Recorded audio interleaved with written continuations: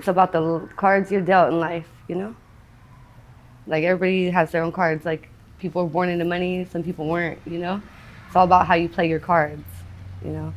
So, Whether you come from a good family or a bad one? my mom died when I was 15, like 3 days after my birthday. I'm sorry. She was sick for like a year, so we knew it was coming. But I've been out here on the streets since I was 15. I'm 33. What was your childhood like before your mom? Juvenile hall systems, Even before your CPS. mom? Even before your mom I died? was in CPS for like 8 years, and she finally got me and my sisters back. But she died like right after she completed her bachelor's degree in college for business. So she passed away, when I was 15. Yeah. But after that, it was juvenile hall, group homes, and pimps and prostitutes. When did you start working the streets? My first, 15. 15? I was 15, right when my mom died. And I was like molested by her boyfriend. So when she died, before she died, I tried to tell her, but she didn't want to believe me. So when she died, I just left the house. You know, thank you. So yeah, after she died, I left the house. I was like 15 years old. I met my first pimp. Went to Wilson Way, Stockton. Got raped, got robbed, purse took, left barefoot in the vineyards. And after that, I really didn't need no pimp, you know, because I just knew that I had it in me, I guess, to... At 15, you realized that? At 15, I knew I didn't need nobody, like, because that guy wasn't there to help me. You know what I mean? I called him after I was done, and like, yeah, he picked me up from the gas station after some people like took me out of the vineyards, you know? They helped me, really, not him. He drove me back to Fresno and dropped me off with no kind of like sympathy or empathy, nothing for me, like nothing. And it was like, that was it. And so from there, I was like, okay, well, I know at least where I can go to make somebody, you know what I mean? So after that, that's what I started doing. I started meeting people in that kind of lifestyle and bouncing around from different like places, different cities. I spent 18 to like 22 on Holt Boulevard in $1,000 days before the internet. Like, and that was good back then. You know what I mean? It was like, it was good, but... Have drugs been a part of your life? All the time. My mom was a drug addict. My dad was in prison my whole life, so when he got out of prison, but like, it's always been around drugs. Always. My mom, she snorted crystal, I think, or crank back then. I started crystal like when I was like 15, put it down for a little while, back and forth. I got with my kid's dad when I was like 17, and I did like really good hoeing, like a lot of hoeing without drugs or anything for a long time, about 5 years. I would sneak on the track, you know, like sometimes like to try to take a hit every now and then, you know. But I would get beat out of money, like left and right, like $20 to this guy. He never come back with my dope, and then I have to go back in, and you know, I didn't have to sneak it, but it's always off and on. But then I had my kids, and I put the dope down completely to have my kids. But I had 2 kids back to back, and I had postpartum so bad that I was just happy to not be pregnant anymore. Like, I just wanted to get high and drink or do something. Like, I didn't have a lot of growing. I grew up real fast because my mom died early, so I got pregnant at 21, and I was pregnant 21 and 22. I felt like I was pregnant for 3 years for some reason. I feel like that. But just having 2 kids back to back and having to be sober and then just stressed out and not having help, you know, for the first year of my kid's life, I never gave my babies water because I didn't know fucking babies drink water. I thought they drank milk. You know, I didn't know because my mom's not there to tell me. You know what I mean? My mom's the only child, so I don't have no aunts and uncles. So there's things like in life that I didn't know, you know what I mean? And I don't know. How long did you raise your kids? My kids, well, now they're 11 and 12. So my stepmother, she's like kind of greedy or whatever. My dad can't have kids no more. I was just like, you know, she's younger than my dad. She wanted kids, and I just had 2 fresh babies. And, you know, she was having like the baby mama blues or whatever, but she called CPS on me. CPS worker kind of like hinted around to me that if they didn't live with me, that there would be no open case. So because at the time my baby daddy like kind of instilled in my head that, you know, family doesn't take other family to court. We don't do things like that. Or bring the other white people in our business, like the CPS or the cops. You know, we don't bring people like that into our business. And that's the way I was trained. So when this was happening and CPS wanted these drug tests and they wanted to come see my house was immaculate. There was nothing they could say about the care of my kids or the food, but just the neglect. They said that they said that I left them with a babysitter on the weekends or whatever. And I mean, you have to make money. People drop their kids off to the daycare every fucking day. You know what I mean? Just because I work a different kind of job doesn't mean I'm not trying to support my family, right? That's the only thing I know how to do. You were working as a prostitute? Yeah. But it's like at 15 years old, you can't get a real job. You can't get emancipated unless you make, you know what I mean? Like, it's hard. Like, the laws are really hard to where the only thing I could do at 15 years old with no family, and being a ward of the court, you know what I mean? Like, what else can we do? Sell drugs, sell our body, sell whatever, steal. I've never been a thief. How far did you go in school? 11th. I have a very high, I have a 3.8 GPA, but it dropped out at the end of the year. I don't know why I don't look at it like this, but I went to school my whole life to drop out at the end of the race. The dumbest thing I could have did. I regret it the most. Because I had a 3.8 like all of high school, and I never fucking went. Passed all my exams, never even showed up for school. But I mean, I would show up like at lunch break and like go to like the last 3 or 4 periods of school, but I always aced all my classes. Like, so you took a break from drugs when you had your kids? 17. Well, from like, okay, when I was 17, I met my baby daddy, and I like took a break from drugs because he didn't smoke dope. And 21, I got pregnant. Same guy, we had 2 kids, and we were selling dope. I was hoeing, doing whatever we could do to make money, we just gotten into an apartment and stuff, but I was pregnant. I was working at McDonald's at night, walking to work, getting off of work at like 3:30 in the morning, 4 in the morning, and walking home. And then I was like too dangerous to be walking pregnant, 4 months pregnant, like walking in the middle of the night to go to work. And I just told him, like, you don't want to sell dope no more because we're having kids, and I understand that you want to live right. But at the same time, we don't have jobs. Like, we have rent still. We still have to take care of our kid. Like, we still need money. So I made him, like, buy this, like, old, like, Sanford and Son truck. And he, like, recycled, like, metal and stuff for a while. But this shit wasn't cutting it. I'm used to prostitute money. I'm used to hoe money, fast money, like, a lot of it. You know what I mean? Because, I mean, I'm not ugly. You know what I mean? So, I mean, I've had good clients. Real good clients. I got good clients now, and they're more like my friends, my best friends, my boyfriends. Some of my boyfriends be like, "Oh, that's your boyfriend? He's my husband. He's better than you. He gives me a lot more money than you.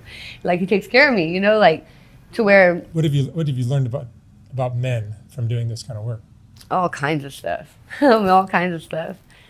All kinds of stuff. What kind of stuff you want to know about men? Well, I mean, do you trust men less after? I mean, you've been doing this since you were 15, so it's really all you've known. Men are liars. They're dogs. But I mean, I'm no better. I feel like I'm no better because I can't have a normal life. Like, okay, at least you guys have a normal life. At least men have, like, you can go home to your wife and you might come out at night and play with us prostitutes, but you go home at night and you got your home and your kids and your everything, I can't even have a relationship like that because of all the relations I have with everybody else. I got so many relationships with all these clients that I really can't have a real relationship for myself. And the kind of relationships that I find out here in the streets is not love. You know what I mean? It's not love. It's about the money. It's about the drugs. It's about what you can do for them, not where you want to go or what you want to do. So right now, I guess I'd be an independent. I'm a freelancer. A renegade. I don't have a pimp. I have a boyfriend. He's in jail, and I was a hoe before him. I'm gonna be a hoe after him. So I don't feel like that's my pimp. You know what I mean? Because I mean, I would do this without him. I'll do it with them. I'll do it with anytime. This is what I do. So I hate the fact that right now we are fighting domestic violence cases because we got into a little altercation, stupid shit. But anyways, long story short is the restraining order is really, really stupid because in the long term we still come back and mess with each other, you know what I mean? And it's not physical, he's just kind of crazy, does weird shit, but it just affects a lot of shit because he's in jail. I would go through a whole lot of shit, you know what I mean? I had a whole car burnt down on me before, at least I still have a car, but there's a lot of people that don't have cars. So I've been doing this shit for hella years, at least 15 plus. Do you have regulars? Oh, a lot of them. Are they regulars or are they sugar daddies? Both? I mean, They're kind of what's the same, difference? There's a lot of overlap there, right? What's the difference? Yeah, that's what I'm saying. I mean, okay, the difference between a regular and a sugar daddy is a regular is just going to pay you the same amount. A sugar daddy, I can call him anytime, he's going to come through. Anything I want. That my car got burnt down. Some girls was hating on me, like, you know, I was getting some pretty player prices on some cars, flipping them, you know, and they got jealous and burnt my car up. So this chick, or my client, he's a good guy. You know, he went to the car lot and bought me a car. Yeah, that's how I drive right now. That's nice. I drive a 2012 Ford Fusion, and my payments are $145 a month. If I can't make $145, then I don't know what you know. So that's good. And it's building my credit, too, because I'm on the loan with him. Because I don't got no credit. I've never had a fucking job. Well, I've had a handful of jobs, but never lasted more than 5-6 months. You know what I mean? But I'm a workaholic to where, like, when I moved out of state, I worked 2 jobs at one time because I was so bored, and I was clean. So I have a lot of energy, I guess. Yeah. Yeah. What's your drug now? Weed and speed. So the crystal meth keeps you Crystal meth and weed. moving. And now I've developed a little bit more habit for alcohol too, and it's not good because my dad likes to drink a whole lot. My grandpa died from like cirrhosis of the liver on my birthday when I was 3. So yeah, and then my mom died 3 days after my birthday when I was 15. But yeah. What emotions do you go through living this lifestyle? Oh, there's ups and downs, highs and lows every day. Like, I'm a female, so we have female problems, and I'm a prostitute, okay? So, like, rooms and board, like, shit like that, if you're really in the streets every day, like, I'm really in the streets every day, but I maintain my appearance. I try to maintain, okay, so, like, if I smoke some dope, I gotta smoke, like, 2 blunts or 2 joints or something. I have to lower, you know, level myself out, because I know that my appearance and, I mean, even though, like, I could look a lot better, I don't look half as bad as some people, you know what I mean? Like, so it means a lot to make money, like, to look like money. If you look like money, you'll make more money. And nobody wants an ugly girl, and nobody wants a girl that sits in sweatpants. You know, they have that girl sitting at home, they call them their wife, you know? Mm-hmm. So, yeah. I don't know, I go through a lot of emotions because, you know, every day is different. I'm a girl, you know, sometimes hygiene, you know, like if you don't have a room, things are fucked up, you know, like emotionally. You stay in motels? I stay in a hotel every day. I've stayed in a hotel every day probably for the last 10 years. Yeah, probably for 10 years. 10 years in motels? Because, and the only reason why is that I don't have proof of income. I got 2 good clients right now. I got 2 sugar daddies, real good sugar daddies. And they would pay for it, you know, like off top, no problems. But it's like the proof of income and all that stuff. And then because I haven't had a job, I get kind of nervous talking to people. Like, even when I seen you, I was kind of like, you know, like, because I'm on drugs and you're probably not, you know what I mean? And I feel like you look at me differently, you know what I mean? So that makes me like insecure or like less confident to go to do that interview or to, you know, like really put myself out there and try to seek other kind of work, you know, because I'm like when I went to Missouri, my kids live in Missouri with their dad, and he's a good dad. And so I don't take, like, I didn't never once try to petition for custody of my kids because you know, we don't take each other to court. And the lifestyle I live, I mean, even though I wasn't like totally, I mean, I had my own apartment, I had 2 cars and my kids and all that stuff, I was still hoeing. You know what I mean? So it still brings that kind of lifestyle, those kind of people around. And at the time it wasn't so bad, but you know, now it's kind of like, I miss my kids all the time, but I went 6 years without seeing my kids because of that. My baby daddy was ashamed of me. He said he didn't want his kids growing up in the same town as mom being a hoe. But it was cool when I did it with you though. So that hurt my heart. But I went and see my kids like 2 years ago. I get pictures and I get to talk to them every now and then, but he don't like me to talk to them. But I love my kids. There's a lot of stigmas that go with this lifestyle. I don't have my kids. I don't have a real solid connection with a significant other. I don't have a house. Do you have friends? No real friends. Like, my clients are my best friends, you know? Like, they're the only people I can call on and, you know, Like, I've been bailed out of jail, and there have nobody to come help me or put money on my books. Thank you. But I had a client. He was really good to me too, and we don't get along anymore. He's really mad at me, but he was a good friend to me too. Like, he had bailed me out of jail recently. My first felony I've ever had. Like, I'm not a thief. I feel like being a prostitute is probably the lesser crime I could commit, or like the best way I could get my money. So like, I feel like I'm not robbing nobody. Mm-hmm. I'm probably saving lives of other girls or other people getting sexually victimized or, you know, assaulted by weirdos, you know. If guys couldn't bust their nut, this world would be fucked up, okay? Real talk. I mean, if I can't bust my nut, it's a bad problem in my house. But there'll be a lot of angry men in the world. A lot of your clients are married, you think? They probably are. Yeah. I mean, I have my two sugar daddies. They're divorced. Like, one of them lives with his ex-wife, but they've been divorced for 10 years and they sleep in separate rooms. But since he's been dedicating a little bit more time toward me lately, he's focused more on buying. He just sold some property in Mexico, and he wants to move me back. He wants to move me out there to Mexico with him because his ex-wife found out about me. So even though they're not together, she's like, hey, you know. Do you think you could actually settle down with a guy like that? See, that's the thing. And now that I'm addicted to the lifestyle, right? I'm addicted to the lifestyle. Like, so I don't know, like, if I could, like, I know, so I told him, like, there's a lot of things for me to consider, like, going out there. Like, the fact that you're 74 and you could die tomorrow. Like, I don't know how to get you back across the United States. Or, like, you know, there's things that we have to consider. And being, like, Mexico, like, pesos are, like, nothing compared to American money. I'm used to having American money.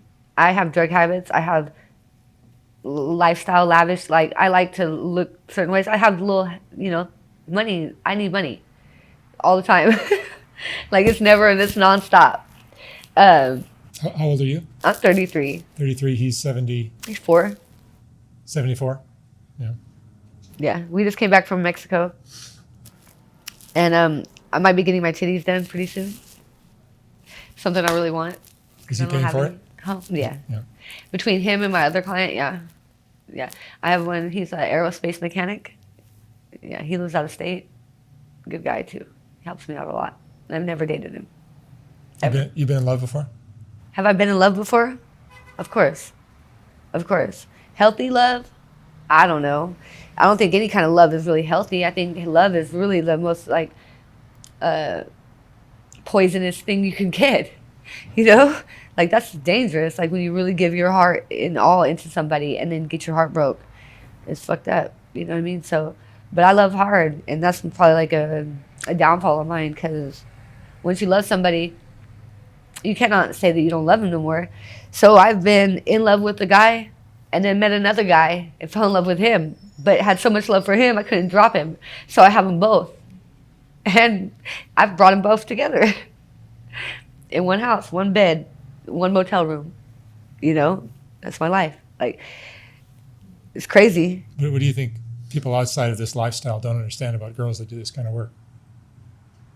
What they don't understand? I think that they just don't, they have a closed mind for the shit. You know, I don't think that they even try to consider to understand a working girl. Just because they never had to sell their pussy or something, you know, like, you would if you needed it. You would, you know, just because. If your dad was in prison, your mom died I mean, if you were 15 years old, like, yeah, I didn't have anybody. Like, my grandma, my dad's mom, told, like, she had my two nieces living with her, but I couldn't come stay with her at 15. Why? My mom just died. You know how hurtful that was to me? My grandma's still alive, too. She's like 80-something years old now. And that hurt my heart. Like, it really did. Until this day, it does. Because at 15, I probably needed my family the most, you know, and they let me go to the streets. They did. And my cousins, they're like doctors and wedding planners, and, you know, have like good jobs and houses and shit. I'm embarrassed to even go to a family function. I gotta wait for somebody to die, you know, before I show up. Because I'm just like, I feel like the support of your family could mean a whole lot. And it really does. Like, in my case, it did. Yeah. And Cause the sexual abuse you went through as a kid also. yeah. And then the fact my mom, she didn't really believe me when I had told her about it, because that was her boyfriend and she was sick and it's all she knew. And I know how she felt at the time, because I'm in a situation in every day in life that I could sit there and I think, like, what would my mom do? Like, oh, that's why she did what she did, because she was scared or she didn't have nothing else to leech onto. My mom wasn't a hoe. Like, my mom went to school and shit. Like, she was a drug addict when she was a drug addict, but she wasn't a hoe. But when she got clean, like, going to school and stuff, like, she's just never a hoe. So, like, being a hoe probably wasn't in my... If my mom was alive, I probably wouldn't have been one, you know? Because I would probably, like, care too much what she would think, or... I don't know. Just didn't want to disappoint her, you know? But not having her around was, like, horrible. Like, having my kids without her, like, everything's just, like, without my mom, like... I've been alive working longer without parents than I have had parents, if that makes sense. Yeah. So, like, everything that I've gotten, I can't say, oh yeah, my mom taught me that, or my dad taught me that, or this or that. Like, everything I know, it's like I've learned firsthand experience. Like, I burned myself and that's how it happened. Like, you know, and that's how I learned. I've been like, when I first got, like, my kids took, I didn't even step inside of a grocery store. It was nothing but a convenience store for like 2 years, because I was so high. I couldn't look at nobody in the eyes. Nobody. It's crazy. And I finally snapped out of that little stage and stuff. But I've been like I've never slept in no tent. Okay. But I sleep in motel rooms every day. And I have to sell my pussy $100 every day goes to that motel.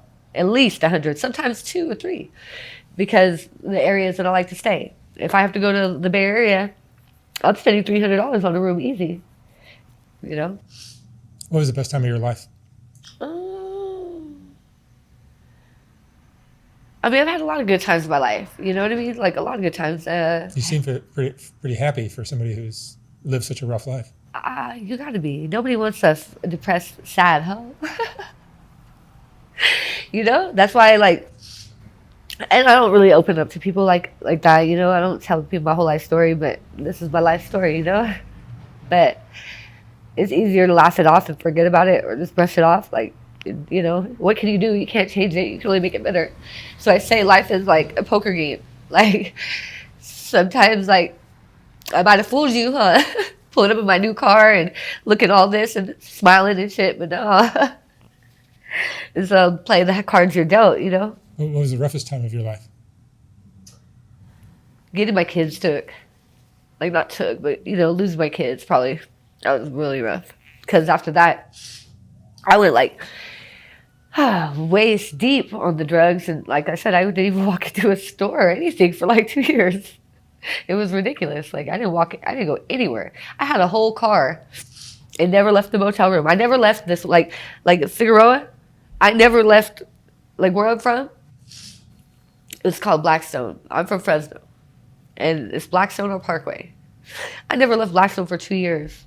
And there's stores all up and down Blackstone, but I never went into nothing but other than a liquor store. That's crazy. Drugs, cigarettes, and alcohol. That's it. And motel rooms. That's where all my money went. Mm-hmm. And I'm not talking about $10, $100. I'm talking about thousands, 30. Like, I pay $100 a day in a room times 30. It's $3,000 a month. Easy. Plus food, dope, and everything else. Car payments, like, different shit, you know? I spend a lot of money. My daily expenses right now, like, I have to make $500 a day, at least. At least. And that's, like, I won't wake up with nothing in the morning, even after that. I'll wake up still broke, you know? And you gotta do it again. You gotta do it all over again. Put that fucking face on, put these boots on, and this, you know? But in real life, I don't like to dress like this. I'm embarrassed too, you know what I mean? I don't really like it, you know? I don't feel like my booty's like the best or nothing like that, like, you know? But I get it shy, you know? Especially being in public in front of other people that don't do this, or they're not, like, you know? Because this is, like, frowned upon. This is not Vegas or, you know, Nevada. We don't have cat houses, even though we need one. Do you believe in karma? Hell yeah. That's why I'm not a thief. Hell yeah, I do. And I don't feel like what I do is, that 75-year-old man, he might leave me a will one day. You never know, because I love him. You know what I mean? I treat him the same way he treats me, you know? You made him happy. Yeah. And that's my karma. Like that car. These girls burnt my car up. A week later, I had this car. That's karma. It's not always bad, but I've never been a thief, and that's why. Because karma will catch up to you so fast. And without asking for nothing, you'll get served quick. And yeah, that's why I've never been a thief, though. And that's why I chose to prostitute over like doing any other kind of hustling. Because for one, selling crack, I did that too. And my heart couldn't take having people crying to me, coming back for their rent payment the next day. Like, oh, I smoked all my rent, my kids, like, I can't do that. Like, my heart hurted. I wanted to give this guy his money back, but that's the game, and I just, like, my heart hurt for that. And I was like, no, I can't do that. I'd rather just suck a dick. Okay, at least he's smiling when he leaves. And he might call me back, like selling drugs is like, I don't know. It wasn't for me. Like, I know how to do it, but my heart's not for it, and I'm good at what I do. So I'm not saying like, oh, I didn't know it, like, 7 years old. Like, what do you want to be when you grow up? Like, I didn't know I was going to be a prostitute, but I'm a good one. I do a good job. I always have returning clients. So, and I have a lot of shit not a lot of shit to show for it, but I have a lot more than other people. And I'm a freelancer, renegade, whatever you want to call it. But I mean, sometimes I've made stupid decisions to put all my money into a guy's pocket for him to choose up on me like a real hoe with the next girl, with all my money in his pocket, And then I'm left with nothing, no gas, like this morning, like this guy had my car, like, and I've been seeing him and stuff, and he just like had my car and the side mirrors tore off now, and there's tape on my window. I'm like, what the fuck is this? Like, this is crazy. And like my battery, like I had to go buy a new battery this morning. It cost me $50 because I don't know what the fuck happened to my battery. All of a sudden my battery just started like dying. It was weird. I mean, yeah, it's fucked up. You can't trust nobody at all. So that's why I've never been a fan of paying a pimp. Although it does, I'm not gonna lie, it does have its ups and, like, it does have its benefits. So you do need a man. Now, whether I would call him a pimp, I wouldn't, because that's a life sentence right there for nothing. Because this girl's gonna hoe whether she wants to or not. The girl, whether she wants to or not, she's gonna hoe. If she's in your face and she's already in this lifestyle, that's what it's gonna be. That's what it's gonna be, period. Unless she does some miraculous transformation and goes to like, it's a Betty Ford clinic, I don't know. But that's what it's gonna be. Like drugs, prostitutes, pimps, that's all hand in hand. It all goes together. Having a pimp, though, is beneficial, though, because, like, especially walking Figueroa, whoo, you can't, like, the girls out there are grimy, the pimps out there are grimy, and you do need a man. You do. The first night on Figueroa, I got my purse took. Guy paid me for a date. When we get from the back seat to the front seat, he peels off with my fucking purse in the car. Like, it wasn't violent, so I was grateful that I was safe and that I wasn't hurt. But I was still upset and didn't know what I was going to tell this man, that I was, where I've been all day or where I've been for the last hour and a half and what I have to show, So on my way back, I'm taking all the $40 and $50 dates I can get when I know I never do that. I only take $100. But because I got robbed and I've been gone for 3 hours, I need to make up for that. So I'm snatching every little change I can get, degrading going against what I would normally do. So you never say never, but... Chloe, what would you say is the most important lesson you've learned in your life? Not to be a thief, I guess, because, that's like one of my biggest things I stick by. I'm not a thief, and that thing just brings a lot of bad juju to it. And life is just precious. Like, the most important thing is time. So when you're on a hoe's time, don't play. All right. Chloe, thank you so much for sharing your story. Okay. Good luck out there this weekend. Thank you. Thanks.